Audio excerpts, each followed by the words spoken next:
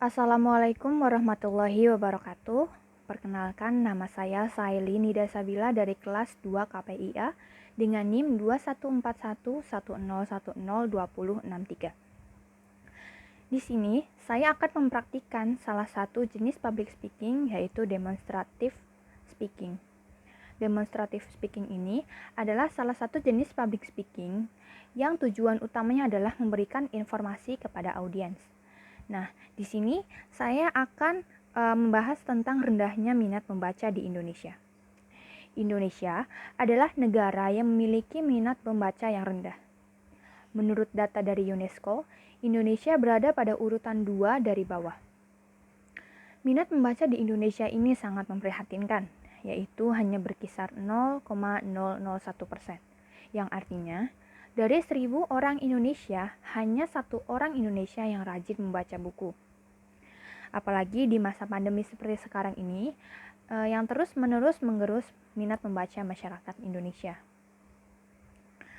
Jangankan membaca buku, kita ambil contoh kegiatan sehari-hari yang biasanya kita lakukan, seperti bermain ponsel, membuka media sosial. Misalnya kita ambil contoh aplikasi Instagram. Banyak sekali orang enggan untuk membaca caption pada postingan sebuah Instagram dan lebih memilih bertanya di dalam komentar terlebih dahulu hal yang ingin diketahuinya. Padahal, jika ia membaca caption postingan tersebut terlebih dahulu, hal yang ingin diketahuinya sudah tercantum pada caption tersebut. Oleh karena itu, seringkali peringatan baca caption terlebih dahulu dicantumkan pada awal setiap caption postingan Instagram. Lalu bagaimana sih cara menumbuhkan minat membaca masyarakat Indonesia? Yang pertama adalah menumbuhkan motivasi untuk membaca. Jadi hal yang pertama yang harus kita lakukan adalah kita harus menumbuhkan motivasi dari dalam diri kita terlebih dahulu untuk membiasakan diri kita membaca. Jadi tanpa motivasi itu ya kita nggak akan bisa memulai. Yang kedua, membaca buku yang sesuai dengan topik yang diminati. Dengan membaca buku yang sesuai dengan minat, kita akan tidak mudah bosan dan akan lebih enjoy dalam membaca buku tersebut. Kemudian yang ketiga, ada mengatur jadwal untuk membaca. Tidak perlu yang jadwal yang terlalu ketat. Kita bisa mengambil dari waktu-waktu senggang seperti misalnya sebelum tidur atau saat jeda istirahat. Dan bacaannya pun tidak perlu yang berat-berat ya, seperti tadi yang dikatakan pada nomor 2, itu kita membaca yang kita minati saja, seperti misalnya minatnya kepada anime Jepang dan kita membaca info-info tentang anime Jepang. Kemudian yang keempat adalah mempercantik koleksi buku.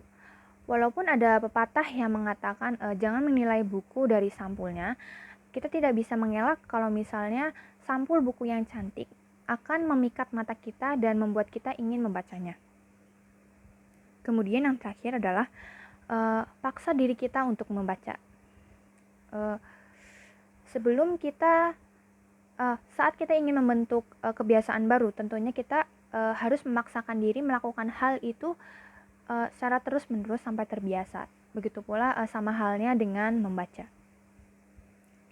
Membaca ini memiliki banyak manfaat. Di antaranya ada memperluas ilmu pengetahuan, menambah wawasan, lalu juga kita ikut andil dalam mencerdaskan bangsa, menurunkan angka kebodohan bangsa. Kemudian membuat kita memiliki pemikiran yang kritis. Orang yang banyak membaca cenderung berpikir kritis karena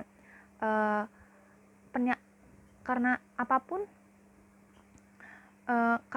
itu selalu dikaji olehnya dengan teori yang dari hasil dari membacanya itu. Kemudian yang terakhir, manfaat dari membaca adalah membuat kita mudah mendapatkan ide-ide baru karena kita banyak memiliki ilmu, jadi kita mudah untuk mendapatkan ide-ide baru.